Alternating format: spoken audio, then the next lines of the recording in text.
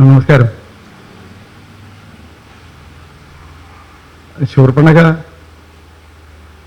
നിലവിളിച്ചുകൊണ്ട് ഖരന്റെ രാജസദസ്സിൽ എത്തിച്ചേർന്നപ്പോൾ ഖരന്റെ അവസ്ഥ തൻ്റെ സഹോദരി ഈ വിധം ആക്രമിക്കപ്പെട്ടത് ഏത് നിലയിലാണ് എന്നുള്ളതിനെക്കുറിച്ചുള്ള ചിന്ത. ഖരദൂഷണ തൃശരസ് ഇവർ 3 പേർ സഹോദരങ്ങളാണ്. രാവണന്റെ പിതാവ് വിശ്രവസിന്റെ മക്കളാണ് ഇവർ. ഖരനും ദൂഷണനും തൃശരസും. ഈ അമ്മ വേറെ അച്ഛനൊന്ന്, ആ നിലയിലുള്ള ബന്ധമാണ്. അതുകൊണ്ടാണ് അർദ്ധ സഹോദരൻ എന്ന് പറയുന്നത്.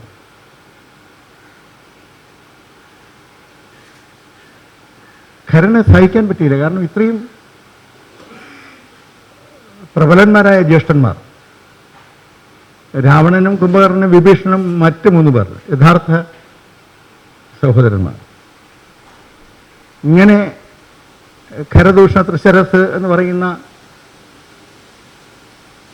3 പേർ, പലവിധ ബന്ധുക്കൾ, ലോകം തന്നെ അടക്കി വാഴുന്ന രാക്ഷസ സാമ്രാജ്യത്തിൻ്റെ ഉടമകളാണ്.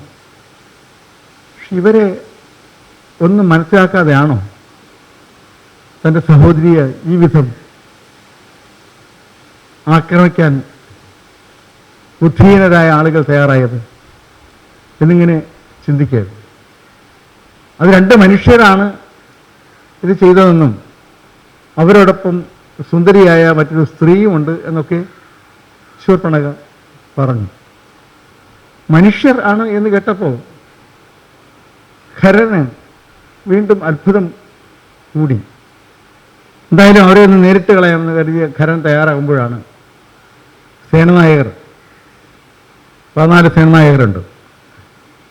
ആ 14 സേനനായകരുടെയും ഒപ്പം ആയിരക്കണക്കിന് സൈന്യമുണ്ട്.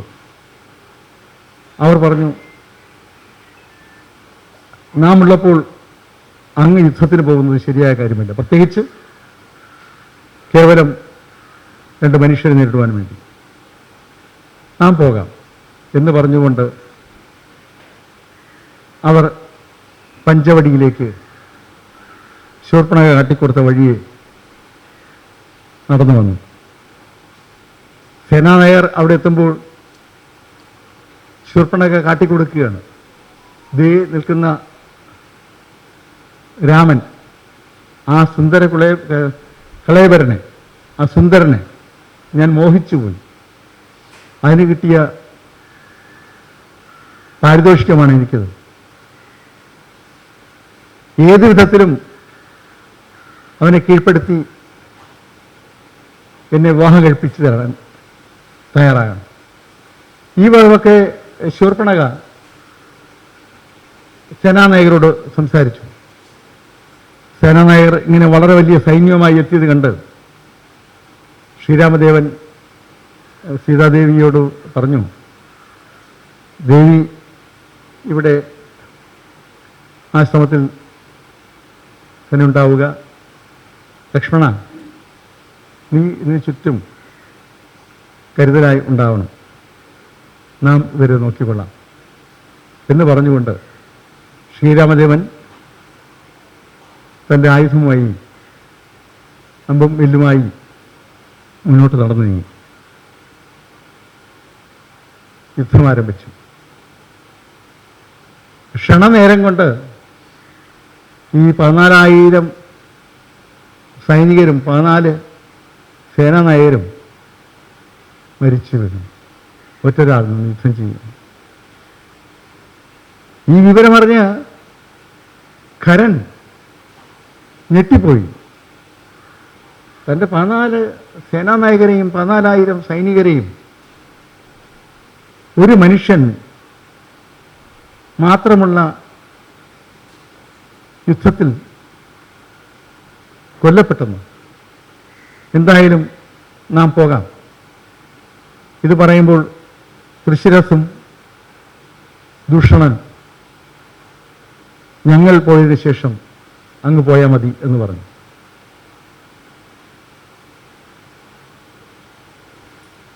എന്തായാലും ഓരോരുത്തരെ അയക്കുന്നത് പോലെ അവർ മൂവരും കൂടി തന്നെ യുദ്ധത്തിന് വലിയ ചതുരംഗപ്പടയോടുകൂടി യുദ്ധത്തിന് തയ്യാറായി എത്തിച്ചേർന്നു. ആദ്യം ആക്രമിക്കാൻ മുന്നിട്ടിറങ്ങിയത് തൃശ്ശിരസാണ്. 3 തലയുള്ള ആളാണ് തൃശ്ശിരസ്. അതിഭീകരമായ ആക്രമണങ്ങൾ നടത്തുവാൻ കഴിവുള്ള അതിനിപുണനായ യുദ്ധവീരനാണ് തൃശ്ശിരസ്. രാക്ഷസ കുലത്തിന് തന്നെ അഭിമാനമായി അവർ ഉയർത്തിക്കാട്ടുന്ന ഒരു രാക്ഷസ സാന്നിധ്യമാണ്. ദൈത്യ രാജാവാണ്, അല്ലെങ്കിൽ ദൈത്യ യുവരാജാവാണ് തൃശ്ശിരസ് എന്ന് പറയും. ആ തൃശ്ശിരസ് കടുത്ത ആക്രമണം അഴിച്ചുവിട്ടു ശ്രീരാമന് നേരെ. നിമിഷങ്ങൾ കൊണ്ട് തൃശ്ശിരസിൻ്റെ ഓരോ തലകളും അറുത്തു തൃശ്ശിരസനെ വധിച്ചു. രോഷാകുലനായ ഖരൻ തൻ്റെ ആയുധവും പടക്കോപ്പുകളുമായിട്ട് യുദ്ധത്തിന് ചാടിയിറങ്ങി. കടുത്ത യുദ്ധം ആരംഭിച്ചു. പരസ്പരം അങ്ങോട്ടും ഇങ്ങോട്ടും ധാരാളം അസ്ത്രങ്ങൾ എയ്തു. ഖരൻ ഇരുമ്പുരക്കുകളും മറ്റു വലിയ ആയുധ സാമഗ്രികളുമായി ശ്രീരാമനെ കടന്നാക്രമിച്ചു. ശ്രീരാമൻ്റെ കൈവശമുണ്ടായിരുന്ന ശാപം ഒടിഞ്ഞുപോയി. നിരായുധനായി ശ്രീരാമൻ ആകാശത്ത് ദേവന്മാർ യുദ്ധം കണ്ടുകൊണ്ട് നിൽക്കുകയാണ്. ശ്രീരാമൻ്റെ കയ്യിലെ വില്ലൊടിഞ്ഞുപോയി. പെട്ടെന്നൊരു നിമിഷം എന്ത് സംഭവിക്കുമെന്ന് അറിയാത്ത അവസ്ഥയിൽ നിരായുധനായി നിൽക്കുന്ന ശ്രീരാമൻ ഇങ്ങനെ പിന്നിലേക്ക് കൈനീട്ടി. അപ്പോൾ പണ്ട് സീതാപരണയും കഴിഞ്ഞ് മടങ്ങി വരുമ്പോൾ പരശുരാമൻ ഏൽപ്പിച്ച വിഷ്ണുജാപം വരുണന്റെ കയ്യിൽ കൊടുത്തിരുന്നു. അപ്പോൾ വരുണഭഗവാൻ ഇങ്ങനെ കൈനീട്ടിയുടൻ വരുണഭഗവാൻ അത് ശ്രീരാമദേവന്റെ കയ്യിലേക്ക് കൊടുത്തു. ആ വിഷ്ണുജാപം ഉപയോഗിച്ചുകൊണ്ടാണ് തുടർന്നുള്ള യുദ്ധം. ആ യുദ്ധം നിമിഷങ്ങൾ കൊണ്ട് ഖരനെയും ദൂഷണനെയും മറ്റ് സകല രാക്ഷസരെയും ഒന്നില്ലാതെ എല്ലാവരെയും കൊന്നൊടുക്കി. ഈ വിഷ്ണുജാപമാണ് തുടർന്നുള്ള എല്ലാ അവസരങ്ങളിലും പിന്നീടുള്ള ശ്രീരാമദേവൻ്റെ കയ്യിലെ ആയുധമായി മാറിയത്. വാസ്തവത്തിൽ മഹാവിഷ്ണുവിൻ്റെ കയ്യിലെ ചാപമായിരുന്നല്ലോ. ആ ചാപം പരശുരാമൻ ദീർഘകാലം പരശുരാമൻ്റെ കൈവശമായിരുന്നു. പരശുരാമൻ്റെ അവതാര അവസാനം ആണല്ലോ കണ്ടുമുട്ടുന്നത് ശ്രീരാമദേവനെ. അങ്ങനെ ശ്രീരാമദേവനെ കൈമാറിയ ആ ചാപം അന്ന് വരുണഭഗവാൻ ഏൽപ്പിച്ചിരുന്നത്. വരുണഭഗവാൻ ഇങ്ങനെ പുറത്തേക്ക് കൈ പിന്നിലേക്ക് നീട്ടുമ്പോൾ ആ കയ്യിലേക്ക് കൃത്യമായി ആ ചാപം കൊടുക്കുകയാണ്. ആ ചാപം ഉപയോഗിച്ചാണ് ഖരദൂഷണാദികളെ മുഴുവൻ രാക്ഷസ ശക്തികളെയും ശ്രീരാമദേവൻ നിഗ്രഹിച്ചത്. ഒരു വളരെ വലിയ യുദ്ധമായിരുന്നു. ഒറ്റയ്ക്ക് ഒരാൾ നിന്ന് ഇത്രയധികം രാക്ഷസരെ ഒന്നൊടുക്കിയ യുദ്ധം. ദേഹം മുഴുവൻ പൊടിപടലങ്ങൾ കൊണ്ട് നിറഞ്ഞു. അപ്പോൾ യുദ്ധം കഴിഞ്ഞ് ചെല്ലുമ്പോൾ സീതാദേവിയും ലക്ഷ്മണനും ഇങ്ങനെ വളരെ കൗതുകപൂർവ്വം ശ്രീരാമദേവനെ നോക്കി നിൽക്കുകയായിരുന്നു. ശ്രീരാമദേവൻ പറഞ്ഞു, നമുക്ക് നന്നായി ഒന്ന് കുളിച്ച് വൃത്തിയാകണം. എന്ന് പറഞ്ഞു. ശേഷം കുളിച്ച് വൃത്തിയായി അവിടെ പർണശാലയിൽ അവർ അവിടെ മറ്റു കാര്യങ്ങളെല്ലാം പറഞ്ഞ് സീതാദേവിയും ശ്രീരാമദേവനും അവിടെ ആസനസ്ഥരായി. ഈ സമയം ശൂർപ്പണഖ ഖരദൂഷണാദികൾ തൃശരസ് എല്ലാവരും കൊല്ലപ്പെട്ടല്ലോ. ഇനി എന്താണ് മാർഗം? ശൂർപ്പണഖ നേരെ ഓടി അവിടെ നിന്ന് ലങ്കയിലേക്ക്. ലങ്കയിൽ രാവണൻ്റെ വലിയ രാജസദസ് നടക്കുകയാണ്. എല്ലാ പ്രമുഖരും രാജസദസ്സിൽ സന്നിഹിതരായിട്ടുണ്ട്. അപ്പോഴാണ് അലമുറയിട്ടുകൊണ്ട് ശൂർപ്പണഖയുടെ വരവ്. ഈ ദേഹം മുഴുവൻ ചോര വാർന്നൊലിച്ച് വളരെ വിരൂപിയായ ശൂർപ്പണഖൻ അലമുറയിട്ടുകൊണ്ട് വരുന്ന കാഴ്ച കണ്ടപ്പോൾ രാവണൻ്റെ കൈകാലുകൾ വിറച്ചു. ഇതെന്താണിത്? നമ്മുടെ സഹോദരിക്ക് ഇതെന്താണ് സംഭവിച്ചത് എന്ന് പറഞ്ഞു രാവണൻ അത്ഭുതത്തോടെയും ദേഷ്യത്തോടെയും ചാടി എണീറ്റു. എന്താണ് സംഭവിച്ചത്? കാര്യം ചോദിച്ചു. ആരാ നിന്നെ ഈ വിധം ഉപദ്രവിച്ചത്? അപ്പോൾ ശൂർപ്പണഖ വന്നപാടെ കാര്യം ഇങ്ങനെ രാവണനോട് പറഞ്ഞു.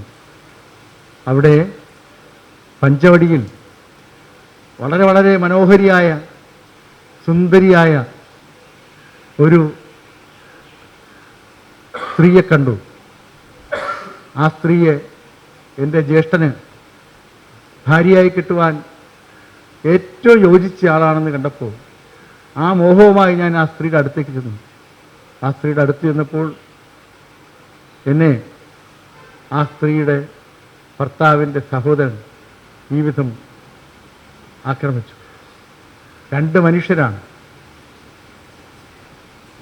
ഇത് കേട്ടപ്പോൾ രാവണൻ്റെ മനസ്സിൽ പെട്ടെന്ന് താൻ ആക്രമിക്കപ്പെട്ട സഹോദരിയുടെ മുന്നിൽ ദേഷ്യത്തോട് നിന്ന് രാവണൻ്റെ പെട്ടെന്ന് മുഖം എന്താ അവിടെ എങ്ങനെ വീണ്ടും ചോദിച്ചു. അല്ല, സുന്ദരിയായ ലോകത്ത് ഇത്രയും വലിയ സൗന്ദര്യധാമത്ത് ഇങ്ങനൊരു സൗന്ദര്യമുള്ള ഒരു സ്ത്രീയെ നാം കണ്ടിട്ടില്ല. നമ്മുടെ സങ്കല്പത്തിനേക്കാളൊക്കെ അപ്പുറമായുള്ള ഒരു സൗന്ദര്യ രൂപമാണ് ആ സ്ത്രീ. ആ സ്ത്രീയെ കണ്ടപ്പോൾ സ്വാഭാവികമായും ലങ്കേശന് വധുവായിരിക്കേണ്ടവളാണ് എന്നെനിക്ക് തോന്നി. അത് ഞാൻ അവളോട് സംസാരിക്കാൻ ചെന്നപ്പോഴാണ് നമ്മെ ഈ വിധം ആക്രമിച്ചത്. അപ്പോൾ രാവണൻ്റെ വീണ്ടും മനസ്സിൽ ഒരു ശൂർപ്പണഖ ആക്രമിക്കപ്പെട്ട് മൂക്കും മാറുമൊക്കെ നഷ്ടപ്പെട്ട് നിൽക്കുന്ന അതൊക്കെ അങ്ങ് മറന്നു. രാവണൻ വീണ്ടും എടുത്ത് ചോദിക്കുകയാണ്, എന്താന്ന് ചോദിക്കുക. അപ്പോൾ ശൂർപ്പണഖ വീണ്ടും വീണ്ടും ആവേശപൂർവ്വം താൻ കാണിച്ച തെറ്റ് പുറത്തു പറയാതെ ശ്രീരാമനെ മോഹിച്ചതും സീതയെ വകവരുത്താൻ ശ്രമിച്ചതും ഒക്കെ മറച്ചു വെച്ചുകൊണ്ട് നേരെ പറയാൻ ശ്രമിച്ചത് സീതയുടെ സൗന്ദര്യത്തെക്കുറിച്ചാണ്. സീതയുടെ സൗന്ദര്യത്തെക്കുറിച്ച് പറഞ്ഞ് രാവണൻ ഇപ്പോൾ വേറെ ലോകത്തായി. ഇത് കേട്ട് രാവണൻ്റെ മനസ്സങ്ങ് ഇളകിപ്പോയി. ആ മനസ്സിളകി. രാവണനപ്പോൾ ആ സ്ത്രീയെ കാണണം, ആ സ്ത്രീയെ കാണണം എന്നുള്ള മോഹം മനസ്സിൽ ഇങ്ങനെ ഉയർന്നു പോയി. ഇതാരാ ആ സ്ത്രീ? നമുക്കൊന്ന് കാണണം. അത്ര സുന്ദരിയാണ് ഈ സ്ത്രീയാണെങ്കിൽ നമുക്കൊന്ന് കാണണമല്ലോ. ആ കാണണമല്ലോ എന്നുള്ള മോഹമായി അന്ന് രാവണൻ ആ മോഹവുമായിട്ടാണ് അന്ന് രാത്രി ഉറങ്ങാൻ പോയത്. ഉറങ്ങാൻ കിടന്നിട്ട് രാവണന് ഉറക്കം വരുന്നില്ല. നേരത്തെ ശ്രീരാമനെ ഓർത്ത് ശൂർപ്പണഖ 2 ദിവസം മുമ്പ് ഉറങ്ങാതെ കിടന്നതുപോലെയാണ് ഈ സീതാദേവി ഓർത്ത് ഇങ്ങനെ ശൂർപ്പണഖ വർണ്ണിച്ച പർണശാലയിലെ ആശ്രമത്തിൽ താമസിക്കുന്ന ആ സ്ത്രീയെ ഓർത്ത് രാവണന് ഉറങ്ങാൻ കഴിഞ്ഞില്ല. രാവണൻ ഇങ്ങനെ രാത്രി അങ്ങോട്ടും ഇങ്ങോട്ടും എണീറ്റ് നടക്കുകയാണ്. ഇതെന്താ എങ്ങനെയെങ്കിലും നേരം വെളുത്താൽ മതി എന്നത്. രാവണൻ്റെ നിയന്ത്രണത്തിലാണല്ലോ സൂര്യനും ചന്ദ്രനുമൊക്കെ. അപ്പോൾ രാവണൻ പെട്ടെന്ന് സൂര്യനോട് ഉദിക്കാൻ പറയാൻ തീരുമാനിച്ചു. സൂര്യ ഉദിക്കുന്നു, കാരണം നേരം വെളുക്കാൻ വേണ്ടി. ചന്ദ്രനോട് പോകാൻ പറയും ഇങ്ങനെയാണ്. പക്ഷെ ഇങ്ങനെ ഒരു 1-2 പ്രാവശ്യം ഇങ്ങനെ ആലോചിച്ചിട്ട് പിന്നെ അത് അത് വേണ്ടെന്ന് വെച്ചു. രാവണൻ വിചാരിച്ചാൽ സൂര്യൻ ഉദിക്കുകയും ചന്ദ്രൻ അസ്തമിക്കുകയും ചെയ്യും. ചന്ദ്രൻ ഉദിക്കാൻ പറയും, ചന്ദ്രൻ ഉദിക്കും. അങ്ങനെ ആ വിധം അർക്കചന്ദ്രന്മാരെ കയ്യിൽ തമ്മാനമാടുന്ന ശക്തനായ രാവണൻ, എല്ലാ ലോകങ്ങളും അടക്കി ഭരിക്കുന്ന രാവണൻ ആ രാത്രിയിൽ ഉറങ്ങിയില്ല. രാവണൻ്റെ മനസ്സ് നിറയെ ശൂർപ്പണക പറഞ്ഞ സ്ത്രീയായിരുന്നു. ആ സ്ത്രീയെ കാണണം, അതിനുള്ള മാർഗം എന്താണ് എന്നുള്ളതെ കുറിച്ചുള്ള ആലോചനയായി. ആ രാത്രി ഉറങ്ങാത്ത രാവണൻ അതിരാവിലെ തന്നെ അവിടെ നിന്ന് എണീറ്റ് നേരെ തൻ്റെ അമ്മാവൻ മാരീചൻ്റെ വസതിയിൽ ചെന്നു. അതിരാവിലെ മാരീചൻ്റെ വസതിയിൽ ദശാനൻ രാജാവ് ചക്രവർത്തി രാവണൻ എത്തിയത് കണ്ട് മാരീചൻ അത്ഭുതപ്പെട്ടു. എന്താണ് അങ്ങ് പതിവില്ലാതെ ഈ അതിരാവിലെ ഇവിടെ എത്തിച്ചേർന്നത്? അല്ല, അമ്മാവനെ കാണാനുള്ള സന്തോഷവും സ്നേഹവും കൊണ്ടാണോ എന്ന് മാരീചൻ ചിന്തിച്ചില്ല. കാരണം അങ്ങനെ ആവില്ല എന്നറിയാം, എന്തോ കാര്യമുണ്ടെന്നറിയാം. അപ്പോൾ ഇങ്ങനെ ചെന്നു. മാരീചനോട് പല കാര്യങ്ങളും പറഞ്ഞ ശേഷം അവസാനം പറഞ്ഞു, പഞ്ചവടിയിൽ 2 മനുഷ്യരും ഒരു സ്ത്രീയും അവിടെ നിന്ന് താമസിക്കുകയാണ്. നമുക്ക് ആ സ്ത്രീയെ സ്വന്തമാക്കിയാൽ കൊള്ളാമെന്ന് ആഗ്രഹമുണ്ട്. അതിന് മാരീചൻ്റെ അമ്മാവൻ്റെ സഹായം വേണം. മാരീചന് തൻ്റെ ദിവ്യദൃഷ്ടി കൊണ്ട് മനസ്സിലായി അത് ദശരഥ മഹാരാജാവിൻ്റെ മക്കളായ ശ്രീരാമനും ലക്ഷ്മണനും ശ്രീരാമൻ്റെ ഭാര്യ സീതാദേവിയുമാണ്. മാരീചൻ പറഞ്ഞു, ദശാനന, അത് അയോധ്യയിലെ ചക്രവർത്തി ദശരഥ മഹാരാജാവിൻ്റെ പുത്രൻ ശ്രീരാമനും അദ്ദേഹത്തിൻ്റെ സഹോദരൻ ലക്ഷ്മണനും ശ്രീരാമൻ്റെ ഭാര്യ സീതാദേവിയുമാണ് അവിടെ താമസത്തിനെത്തിയിരിക്കുന്നത്. അവരുമായിട്ടുള്ള ഒരു സംഘർഷം നല്ലതല്ല. ശ്രീരാമൻ്റെ ഭാര്യയാണ് നീ മോഹിക്കുന്നത്. അത് തട്ടിയെടുക്കുക എന്ന് പറയുന്നത് ശോഭനമായ കാര്യമല്ല. അതല്ലാതെ മറ്റെന്തെങ്കിലും കാര്യത്തെക്കുറിച്ച് ചിന്തിക്കുക. ഈ വിധം പറഞ്ഞപ്പോൾ രാവണന് മാരീചനോട് ദേഷ്യമായി. രാവണൻ പറഞ്ഞു, ഞാൻ ഉപദേശം കേൾക്കാനല്ല വന്നത്, ഞാൻ പറയുന്നത് അനുസരിക്കാൻ കഴിയുമോ ഇല്ലയോ എന്നറിയാനാണ് വന്നത്. എനിക്ക് നിങ്ങളുടെ സഹായം വേണം. നിങ്ങൾ അതിന് വഴിയുണ്ടാക്കണം. അപ്പോൾ മാരീചൻ പറഞ്ഞു, എൻ്റെ അമ്മയെ വധിച്ചത് ശ്രീരാമനാണ്. അന്ന് ഞാൻ ഓടി കടലിൽ ചാടിയത് കൊണ്ടാണ് ഞാൻ കൊല്ലപ്പെടാതെ പോയത്. എൻ്റെ സഹോദരൻ സുബാഹു അന്ന് കൊല്ലപ്പെട്ടു. അമ്മയുടെ മരണാനന്തര ക്രിയ ചെയ്യാൻ വേണ്ടിയാണ് മൂത്തപുത്രനായ എന്നെ വെറുതെ വിട്ടത് എന്ന് നാം അറിയുന്നു. ശ്രീരാമനെ വെറുപ്പിക്കുന്നത്, ശ്രീരാമനെ ആക്രമിക്കുന്നത് ബുദ്ധിപരമല്ല, അത് ഈ കുലത്തിൻ്റെ അന്ത്യം കുറിക്കും. അപകടമാണ്. ഞാൻ വീണ്ടും പറയുകയാണ്. രാവണൻ ചോദിച്ചു, ഇതിന് മറുപടി എൻ്റെ കയ്യിലുള്ള ചന്ദ്രഹാസം പറയണോ എന്ന് ചോദിച്ചപ്പോൾ മാരീചൻ പറഞ്ഞു, വേണ്ട, നീ പറയുന്നത് ഞാൻ ചെയ്യാൻ തയ്യാറാണ്. മാരീചൊരു നിമിഷം ആലോചിച്ചു. ശ്രീരാമസായകമേറ്റ് രാമമന്ത്രം ചൊല്ലിക്കൊണ്ട് മരിക്കുന്നതാണല്ലോ ഈ രാവണൻ്റെ കരങ്ങൾ കൊണ്ട് കൊല്ലപ്പെടുന്നതിനേക്കാളും നല്ലത്. എന്തായാലും മരണം സംഭവിക്കും. ഒന്നുകിൽ ശ്രീരാമനെ കൊണ്ട്, ഇല്ല എങ്കിൽ രാവണനെ കൊണ്ട്. രാവണൻ്റെ കരങ്ങൾ കൊണ്ട് മരിക്കുന്നതിനേക്കാൾ എത്രയോ ശ്രേഷ്ഠമാണ് ഭഗവാന്റെ കരങ്ങൾ കൊണ്ട് മരിക്കുന്നത്. ശ്രീരാമമന്ത്രം ചൊല്ലി രാമസായകമേറ്റ് മരിക്കുന്നത് ഏറ്റവും ഉചിതമാണ് എന്ന് മാരീചൻ്റെ മനസ്സിൽ ഉറപ്പിച്ചുകൊണ്ട് മാരീചൻ ചോദിച്ചു, പറയൂ എന്ത് വേണം? അപ്പോൾ രാവണൻ പറഞ്ഞു, മായാജാലക്കാരനാണല്ലോ മാരീചൻ. മാരീചൻ ഒരു പൊന്മാനിൻ്റെ വേഷം കെട്ടി രൂപം ധരിച്ച് അവിടെ പർണശാലയ്ക്ക് അടുത്ത് പഞ്ചവടിയിൽ എത്തിച്ചേർന്നു. അവിടെ ചെന്ന് സീതയെ ഇതിലേക്ക്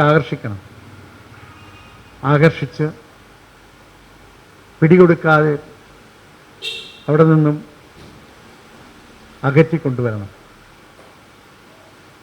അത് പിടിച്ചു കൊടുക്കാനായി ആരെങ്കിലും മുന്നോട്ട് വരികയാണെങ്കിൽ അവരെ അവിടെ നിന്നും അകറ്റി ദൂരെ കൊണ്ടുപോകണം. അങ്ങനെ രാമലക്ഷ്മണന്മാരെ ഏതെങ്കിലും വിധത്തിൽ അവിടെ നിന്നും അകറ്റിക്കൊണ്ടുപോയാൽ നാം സീതയെ അവിടെ നിന്നും ലങ്കയിലേക്ക് കൊണ്ടുവരാം. അതിന് മാരീചൻ സഹായിക്കണം എന്ന നിർദ്ദേശം രാവണൻ കൊടുത്തു.